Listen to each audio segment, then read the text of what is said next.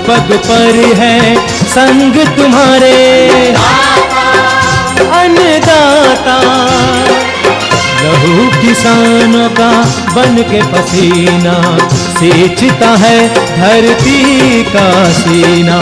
मेहनत का तेरी हक दिलवाने, नई तकनीक नई खोज बताने। पशुधन को गुणवान बनाना, पौध सुरक्षा को सिखलाना, खेती के सब गुर समझाने, भारत का सरताज बनाने। आठों पहर है संग तुम्हारे अन्नदाता अन्नदाता। नमस्कार, मैं रीनू यादव आप सभी दर्शकों का अन्नदाता कार्यक्रम में स्वागत करती हूं। किसान का जीवन बहुत मुश्किल होता है। वह अपने खेतों में लंबे समय तक काम करता है, उसका ध्यान सदैव फसल में ही लगा रहता है। वे अपनी कड़ी मेहनत की ताकत पर अपना जीवन व्यतीत करता है। ऐसे ही किसानों की प्रगति के लिए हम खेती बाड़ी से जुड़ी बहुत सी नई लाभकारी जानकारियां हर रोज सुबह लेकर आते हैं। तो चलिए कार्यक्रम शुरू करने से पहले देखते हैं क्या है आज के अन्नदाता में। भिंडी की फसल में लगने वाले रोग कीटों का नियंत्रण।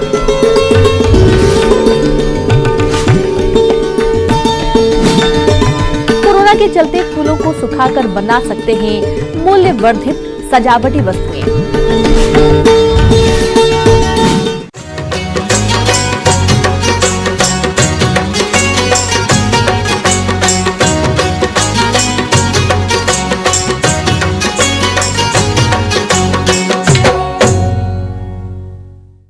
किसान भाइयों, अगर आपने भिंडी की फसल लगाई है तो फसल में इस समय रोग और कीटों का प्रकोप देखा जा रहा है। अगर इन रोग और कीटों का समय रहते नियंत्रण नहीं किया गया तो फसल से होने वाले उत्पादन में कमी आ सकती है। तो आप कैसे करें कीट रोगों का नियंत्रण, आइए जानते हैं कृषि वैज्ञानिक डॉक्टर शेखर सिंह बघेल से।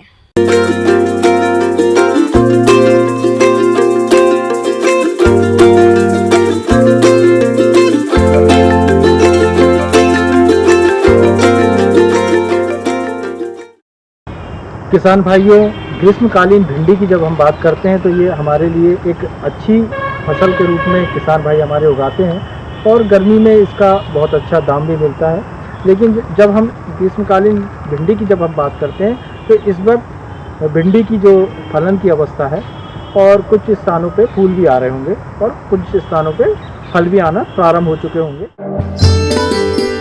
भिंडी फसल से अधिकतम उत्पादन प्राप्त करने के लिए हानिकारक कीट और रोग पर नियंत्रण जरूरी है। वैसे तो भिंडी फसल पर अनेक कीटों और रोगों का प्रकोप होता है, लेकिन इस समय जो कीट और रोग फसल को हानि पहुंचाते हैं, इनमें कीट में फल भेदक, रस चूसने वाले कीट, वहीं प्रमुख रोगों में पित्तशिरा, मोज़ेक वायरस, पाउडरी रोग शामिल हैं। सबसे ज्यादा हमारी भिंडी की फसल को नुकसान पहुंचाते हैं वो है शीर्ष तना भेदक या जो फल्ली छेदक है। ये कुछ ऐसे कीट हैं जिनके माध्यम से पूरी फसल को बहुत ज्यादा नुकसान होता है। फल भेदक, इस कीट की लटे या सूंडी भी बहुभक्षी होती है, जो कि भिंडी फसल के फूलों को खाती है तथा फलों में गोलाकार छेद कर अंदर घुस जाती है और उसके शरीर का आधा भाग बाहर रहता है। इस तरह फलों की बाजार गुणवत्ता कम हो जाती है। इसकी रोकथाम के लिए फूल आने के तुरंत बाद कार्टप हाइड्रोक्लोराइड 2 ग्राम प्रति लीटर पानी में घोलकर छिड़काव करें और याद रखें, फल पकने के बाद रसायन का छिड़काव न करें। रस चूसक कीट जैसे मोयला, हरा तेला, सफेद मक्खी आदि सभी रस चूसक कीटों के निम्फ तथा वयस्क दोनों ही भिंडी फसल के पौधों के कोमल भागों, फूल पत्तियों से रस चूसते हैं, जिससे पौधों की बढ़वार रुक जाती है, पत्तियां मुरझा जाती हैं तथा पीली पड़ जाती हैं। अधिक आक्रमण पर तो पत्तियां गिर भी जाती हैं। इनमें से सफेद मक्खी भिंडी के प्रमुख वायरस जनित रोग पीला शीरा विषाणु मोज़ेक रोग को फैलाने में भी सहायक हैं। अब इसकी रोकथाम की बात आती है तो इसमें विशेष रूप से आप जो क्लोरोपाइरीफास दवा है या इमेडाक्लोप्रिड दवा है या ट्यूनालफास, उसकी लगभग 1.5 से 2 ml मात्रा प्रति लीटर पानी में घोल बनाएं। तो आप पहले भिंडी के फलों को समय पर तुड़ाई कर लें और तुड़ाई करने के बाद ही दवाओं का छिड़काव करें, ताकि आप जो दवा लगी हुए फल हैं वो बाजार में ना बेचें। और उसके बाद जब आप फलों की तुड़ाई कर लें और उसके बाद ही आप खेत में भिंडी की फसलों पर रासायनिक दवाओं का छिड़काव करें। छाजिया या पाउडरी मिल्ड्रू। इस रोग के कारण भिंडी फसल में पत्तियों व तने पर सफेद चूर्णी धब्बे पड़ जाते हैं। अधिक आक्रमण पर तो पत्तियां पीली पड़कर झड़ जाती हैं। इस तरह पैदावार बहुत कम होती है। वातावरण में अधिक आर्द्रता होने पर रोग का प्रकोप अधिक होता है। ये बीमारी पुरानी पत्तियों पर ज्यादा होती है। इसकी रोकथाम के लिए कैराथेन 1 मिलीलीटर प्रति लीटर पानी या फिर सल्फेक्स 3 ग्राम प्रति लीटर पानी के हिसाब से 10 या 12 दिन के अंतराल पर छिड़काव करें। विशेष रूप से जो समस्या आती है वो है पीला मोजेक रोग, जिसे हम येलो वेन मोजेक भी कहते हैं, और ये एक सफ़ेद मक्खी के द्वारा फैलता है और भिंडी में विशेष रूप से एक पौधे से लेकर कई पौधों में धीरे धीरे ये वायरस के माध्यम से फैल जाता है। तो हमें चाहिए कि इसकी रोकथाम करना अति आवश्यक है। प्रारंभिक स्थिति में आपको लगता है कि इक्का दुक्का पौधों में अगर पीला मोजेक रोग लगा हुआ है तो आप उसमें नीम का तेल 5 ml प्रति लीटर पानी में घोल बनाकर और उसका अगर छिड़काव करते हैं तो प्रारंभिक स्थिति में इससे रोकथाम होगी। साथ ही साथ आप ऐसे पौधे जो पीले हो चुके हैं उनको जड़ सहित उखाड़ कर और खेत से बाहर उनको नष्ट कर दें या गड़ा दे दें। अब इसकी रोकथाम की बात आती है तो इसमें विशेष रूप से आप इमेडाक्लोप्रिड दवा है या ट्यूनालफास, उसकी लगभग 1.5 से 2 ml मात्रा प्रति लीटर पानी में घोल बनाएं और इन दवाओं का सही समय पर निरीक्षण करके अगर इनका छिड़काव करते हैं तो आपकी भिंडी की फसल में अच्छे फूल आएंगे, अच्छे फल आएंगे। किसान भाइयों, अभी तक आपने खेती से जुड़ी कुछ उपयोगी जानकारियां देखी हैं। अब लेते हैं एक छोटा सा ब्रेक, जल्द ही लौटेंगे।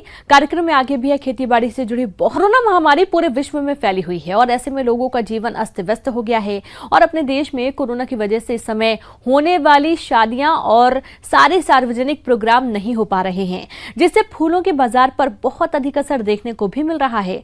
हमारे जिन किसानों ने सीजन के हिसाब से फूलों की खेती की है, अब उनकी फसल खेतों में खराब हो रही है। इससे किसानों को भारी नुकसान भी उठाना पड़ रहा है। अगर किसान फूलों को सुखाकर उनसे अच्छे मूल्य वाले सजावटी वस्तुओं को बनाकर बेचें तो वो होने वाले नुकसान से बच सकते हैं। तो आप कैसे बनाएं फूलों से सजावटी वस्तुएं, इस पर विस्तार से जानकारी दे रही हैं डॉक्टर भारती कश्यप। आजकल सूखे फूलों के व्यापार में काफी लाभ है। बहुत से लोगों ने इसे अपने रोजगार के रूप में अपनाया है। भारत और अंतर्राष्ट्रीय बाजारों में सूखे फूलों की बहुत मांग है। अपने देश में इसका निर्यात अमेरिका, जापान और यूरोप तक होता है। भारत से हर साल करीब 100 करोड़ रुपए का शुष्क पुष्प निर्यात किया जाता है। यह उद्योग 20 देशों को 500 से अधिक किस्म के पुष्प निर्यात करता है। सुखाए हुए फूलों का व्यवसाय आजकल बहुत ही अच्छा उभर रहा है। कहने को तो हम फूल कह रहे हैं, लेकिन ये जरूरी नहीं कि इसमें फूलों का ही हिस्सा हो। पौधे का कोई भी भाग हो, चाहे पत्ता हो, फूल हो, कांटा हो, बीज हो, इसमें हम सभी चीज़ों का उपयोग कर रहे हैं। आज अगर अंतर्राष्ट्रीय स्तर पे बात करें तो ड्राई फ्लावर से बनाए गए उत्पादों की मांग निरंतर बढ़ती चली जा रही है। इसमें जैसा मैंने बताया कि हर तरह के फूलों का इस्तेमाल किया जा सकता है।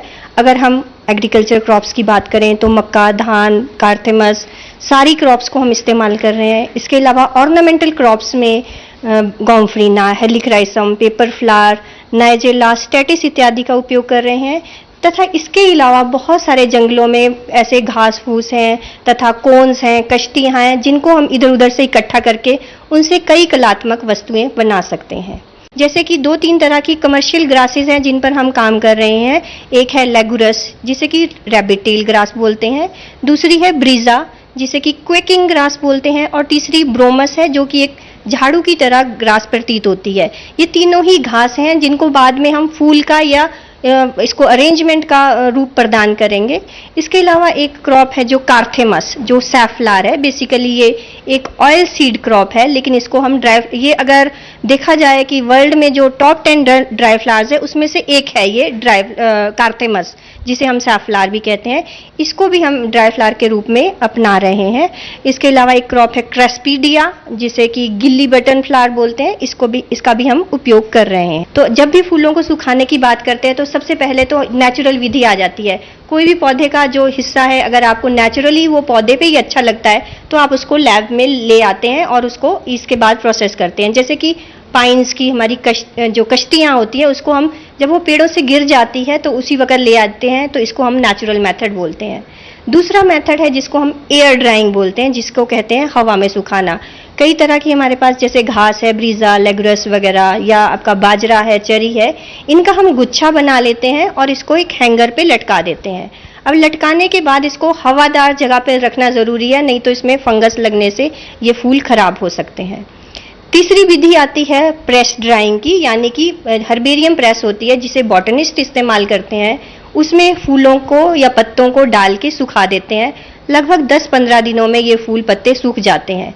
लेकिन इस विधि का नुकसान ये है कि इनका आप इस्तेमाल सिर्फ वॉल पिक्चर या ग्रीटिंग कार्ड्स बनाने में कर सकते हैं, लेकिन फ्लावर अरेंजमेंट इस तरह के सुखाए हुए फूलों से आप नहीं बना सकते। अगर हम आधुनिक विधियों की बात करें तो हॉट एयर ओवन और माइक्रोवेव ओवन बहुत अच्छी विधियां हैं जिसमें फूल बहुत अच्छे तरह से सूख जाते हैं। लेकिन दोनों विधियों के लिए ही हमें एक डेसिकेंट का इस्तेमाल करना पड़ता है, जिसे कि हम प्रायतर सिलिका जेल कहते हैं। सिलिका जेल में फूलों को डाल देते हैं हम और लगभग माइक्रोवेव में 2-3 मिनट के अंदर वो फूल सूख जाते हैं, जबकि हॉट एयर ओवन में 1-2 दिनों के अंदर वो फूल सूख जाते हैं। जब भी हम फूल को प्रकृति से या नेचर से निकाल के लाते हैं तो हमारा प्राय यह इच्छा रहती है कि इसका जो नेचुरल कलर है वो ही बना रहे। लेकिन बहुत सारे फूल ऐसे होते हैं जिनका रंग उड़ जाता है, या हमें इसमें और वेरिएबिलिटी क्रिएट करने के लिए इसमें आर्टिफिशियल कलर इस्तेमाल करना पड़ता है। उसके लिए हम डाइज और पेंट का इस्तेमाल करते हैं। डाइज हम ज़्यादातर वो यूज़ करते हैं जो फैब्रिक डाई होती है। ये सस्ती भी होती है और टिकाऊ भी होती है, जो प्रायतर रंगाई वाले कपड़ों में करने के लिए इस्तेमाल करते हैं। इसके अलावा फूड डाइज जो खाने वाली डाइज हैं, या नेचुरल डाई मतलब प्लांट से निकाल के ही पौधों में हम चढ़ाते हैं, इस पर भी हमारी विश्वविद्यालय में काम किया जा रहा है। इसके अलावा कुछ केमिकल डाइज ऐसी हैं जो इंडिकेटर डाइज हैं, उनका भी उपयोग किया जाता है। ये भी काफ़ी देर चलती हैं और इनके भी रंग काफ़ी पक्के रहते हैं। फूलों को सुखाकर हम किसी भी तरह के उत्पाद बना सकते हैं। ये आपकी कलात्मकता पर निर्भर करता है कि आप उससे क्या बनाना चाहते हैं। जो सबसे ज़्यादा अगर उत्पाद भारत से बिकता है उसे पॉटपॉरी कहते हैं। इसे भारत से निर्यात किया जा रहा है और यूके इत्यादि देशों में बेचा जा रहा है। इसमें कई तरह के फूलों को सुखाया के डाला जाता है और सुगंधि के लिए इसमें नेचुरल फूलों का ही इस्तेमाल किया जाता है। सूखे फूलों को आप ऑनलाइन बड़े आराम से बेच सकते हैं। इसके लिए आपको अपनी वेबसाइट बनानी होगी। ज्यादातर सूखे फूलों का व्यापार ऑनलाइन ही किया जाता है। इसके अलावा wall picture, greeting cards, flower arrangements, राखियाँ, पाइन कोन के बर्ड्स, गुड़ियाँ, बहुत सारी चीज़ें हम ड्राई फ्लावर्स से बना सकते हैं। कोई भी महिला ड्राई फ्लावर्स का बिजनेस अपने घर पर ही शुरू कर सकती हैं। 4-5 महिलाएं या एक ग्रुप बना के भी इसका कुटीर उत्पादन के रूप में भी इसका प्रयोग किया जा सकता है। इससे बहुत ही अच्छे तरह से फ़ायदा उठाया जा सकता है। अगर सिंपल सी हम बात करें कि ये जो टोकरी हम बना रहे हैं तो 20-22 रुपए की ये टोकरी बाजार से लेकर आप 10-15 रुपए की लागत इसमें और डाल के, जो कि फूलों को सुखाने और उनको रंग करने पे होती है, तो लगभग आप 100 रुपए की एक टोकरी आराम से बाजार में बेच सकते हैं। आगे और भी खेती बाड़ी से जुड़ी बहुत सी रोचक जानकारियां, पर यहाँ पर रुकेंगे एक और छोटे से ब्रेक के लिए। जल्द हाजिर होते हैं।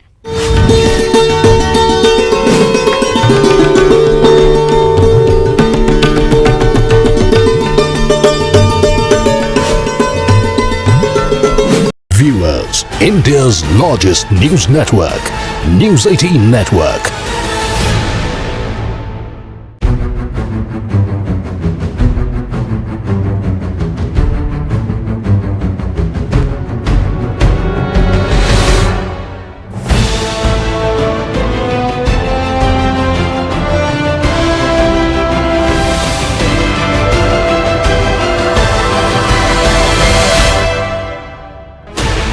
Sixteen channels, 15 languages, 26 states, 1200 plus reporters, 66.9 crore viewers. India's largest news network, News 18 Network.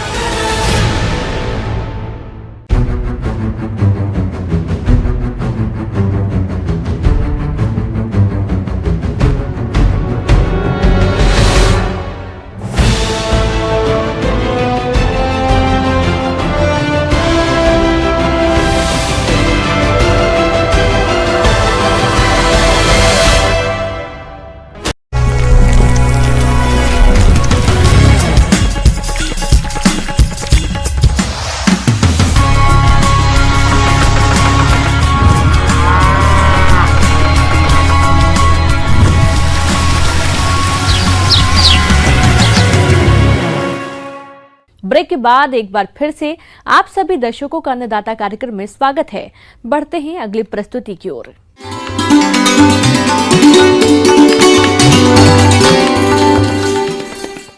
अन्नदाता हेल्पलाइन निःशुल्क फोन संपर्क सेवा के माध्यम से आपके द्वारा पूछे गए प्रश्नों में से एक या दो महत्वपूर्ण प्रश्नों को हम अपने कार्यक्रम में शामिल करते हैं और इसी के तहत आज का चयनित प्रश्न और उसका जवाब इस प्रकार है।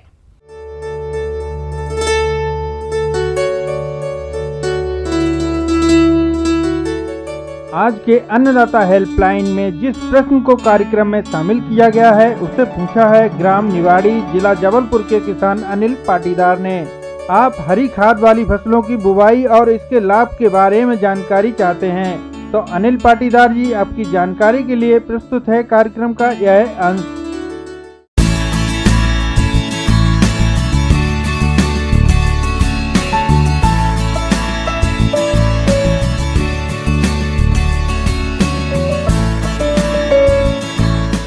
जैसा कि हम सभी जानते हैं कि हरी खाद सबसे पहले किसे कहते हैं ये जानना हमारे लिए जरूरी है।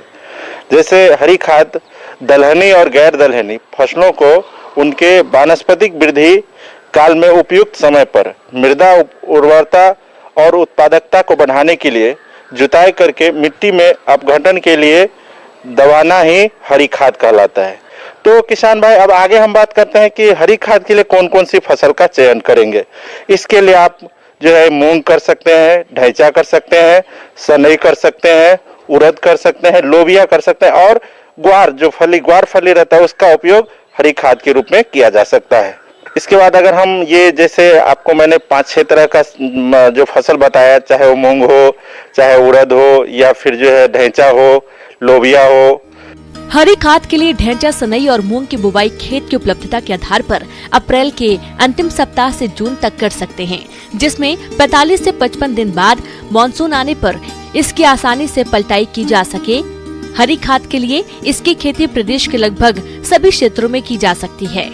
खेत की एक बार मिट्टी पलटने वाले हल से जुताई करके 2 बार कल्टीवेटर से जुताई की आवश्यकता पड़ती है। जहां तक इसकी प्रजातियों की बात आती है तो इसके लिए हिसार ढैंचा 1, हिसार ढैंचा 2, पंत ढैंचा 1 और पंत ढैंचा 2, सनई उन्नत प्रजातियों में K12 और SJ 67.42 तथा मूंग की उन्नत किस्में SML 67 आदि प्रजातियों का चयन कर बुवाई के लिए ढैंचा का बीज 30 से 40 किलोग्राम प्रति हेक्टेयर, सनई का बीज 75 से 80 किलोग्राम प्रति हेक्टेयर की दर से आवश्यकता पड़ती है और मूंग का बीज 35 से 40 किलोग्राम प्रति हेक्टेयर के हिसाब से प्रयोग करें। तो हम अगर मूंग की बात करेंगे, मूंग को हम किस तरह से जो है करेंगे और इसके क्या फायदे होने वाले हैं, तो मूंग को हरी खाद के रूप में लगाने से उसमें खरीफ लेट या खरीफ गर्मा फसल के रूप में व्यवहार किया जा सकता है। यानी उसमें हम फसल में भी तैयार कर सकते हैं, फसल में मूंगफली भी ले सकते हैं और मूंग को हरी खाद के रूप में उपयोग करते समय हमें फलियों को तोड़ने के पश्चात प्रयोग किया जाए तो इससे दोहरा लाभ हो सकता है। इसके लिए किसान भाई कुछ खास प्रभेद भी है, जैसे पूसा विशाल, PDM 54, T44 और सोना जो वैरायटी है इसका उपयोग हमें हरी खाद के रूप में हम इसका उपयोग कर सकते हैं। इसके बाद आता है किसान भाई हरी खाद के रूप में ढैंचा का प्रयोग। हम ढैंचा जो है सभी तरह के जल जमाव वाले क्षेत्र में, लवणीय क्षेत्र में, चाहे ऊसर भूमि हो या क्षारीय भूमि हो, सभी के लिए सर्वोत्तम हरी खाद है। और इसके अलावे अन्य हरी खाद की तुलना में ढैंचा अधिक जो है कार्बनिक अम्ल पैदा करती है, जिसके कारण ऊसर भूमि, लवणीय भूमि और क्षारीय भूमि को सुधार कर उपजाऊ बनाती है। अभी देखा गया है कि अभी जैसे धान का सीजन आने वाले हैं तो धान की फसल में ढैंचा के इस्तेमाल से विटामिन और प्रोटीन्स की मात्रा बढ़ जाती है। तो किसान भाई हमें इस तरह का सोच को लेकर के भी, क्योंकि हमारे फसल का तो हम उत्पादन तो कर लेते हैं लेकिन हम उसकी क्वालिटी नहीं बढ़ा पाते, तो क्वालिटी बढ़ाने के लिए भी आप जो है ढैंचा का उपयोग कर सकते हैं। भाई मिट्टी में हरी खाद का पलटने का क्या समय होना चाहिए, ये भी हमें गौर करने की बात है। हरी खाद का इस्तेमाल तभी सफल हो पाता है किसान भाई जब हम उसे सही समय पर पलटी करें एवं उसके बाद उस भूमि में लगने वाली फसल की बुआई एवं हरी खाद की पलटाई के बीच का समय पर्याप्त होना चाहिए। मिट्टी में पलटने के बाद किसान भाई उसके अपघटन के लिए पर्याप्त समय देने की जरूरत है। यह समय फसलों के प्रकार एवं उसके सस्य क्रियाओं के अनुसार बदलता रहता है। तो उसके बाद आता है किसान भाई मिट्टी में पलटने की दशा, किस दशा में हम हरी खाद को मिट्टी में पलटें। जैसा कि देखा गया है कि दलहनी फसलों की जड़ों में जब नोड्स बन जाते हैं, ग्रंथि का निर्माण पूर्ण रूप से हो जाता है, वैसी दशा में फसल को पलटकर मिट्टी में मिला देना चाहिए। जहाँ तक पलटाई की बात आती है तो किसान भाइयों, जैसे ही आपके धान की रुपाई का समय आता है उससे लगभग 1 सप्ताह पहले आप पलटाई कर सकते हैं। पलटाई करते समय आपको थोड़ा सा यह ध्यान रखना होगा कि आप हैरो या रोटावेटर से पलटाई करें, जिससे कि पूरी तरह से फसल की जो पत्तियां व टहनियां हैं वह कटकर खेत में मिल जाए। इससे 86 से लगभग 106 किलोग्राम प्रति हेक्टेयर नत्रजन की प्राप्ति होती है, जिससे किसान भाई यूरिया की बचत तो कर ही सकते हैं। इसके साथ ही फसल के हरे भाग से 200 से 250 क्विंटल प्रति हेक्टेयर जीवांश पदार्थ भी प्राप्त होता है।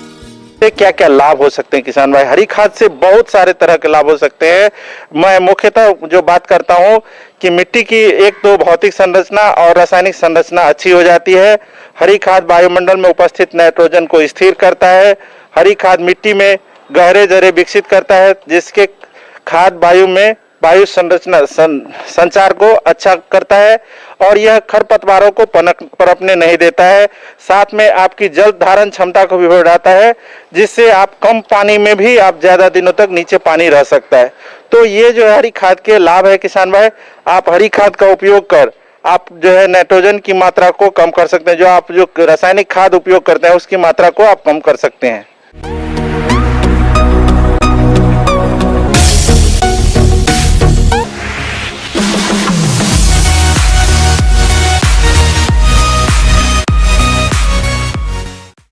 आइए अब एक नजर डालते हैं राज्य के कुछ चुने हुए मंडियों के प्रमुख फसलों के बाजार भाव पर।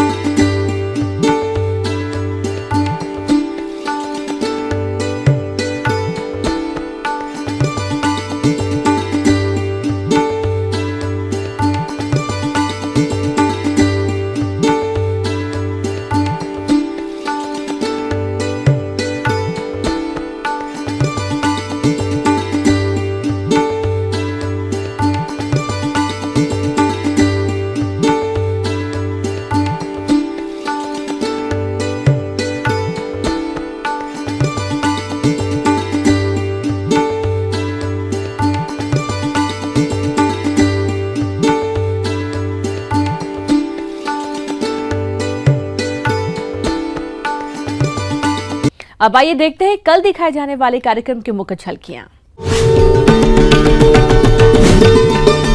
झरबेरा फसल में किए जाने वाले जरूरी कार्य।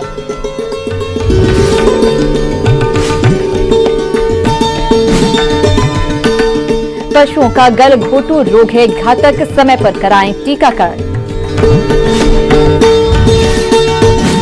किसान भाइयों, अन्नदाता आपकी सेवा के लिए संकल्परत है।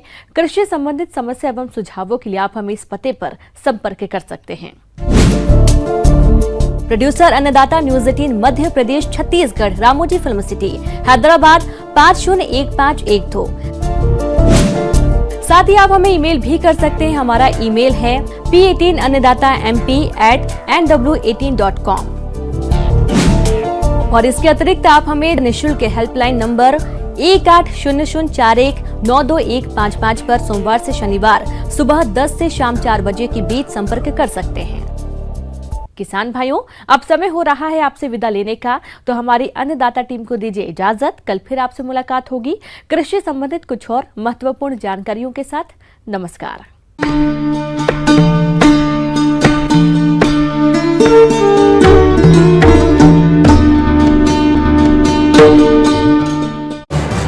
इस कार्यक्रम के